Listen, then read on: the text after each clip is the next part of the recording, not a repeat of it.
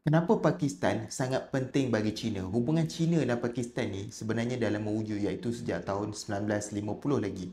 Pakistan juga memainkan peranan penting dalam membantu China mendapatkan tempat di Majlis Keselamatan PBB. Pelabuhan Gwadar di Pakistan kini diuruskan oleh China, yang mana ini merupakan laluan penting wilayah barat China ke Laut Arab. Dengan adanya pelabuhan ini, China boleh terus akses ke Lautan Hindi tanpa melalui Selat Melaka. China juga ada projek yang dikenali sebagai China-Pakistan Economic Corridor (CPEC).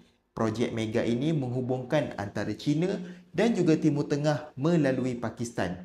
China dan Pakistan juga bersama-sama membangunkan jet pejuang JF-17 bagi memperkukuh pertahanan kedua-dua buah negara. Hubungan rapat India dan Pakistan dapat mengimbangi pengaruh India di rantau Asia Selatan. Presiden Amerika Syarikat baru sahaja umumkan bahawasanya India dan Pakistan bersetuju untuk mengadakan gejatan senjata segera.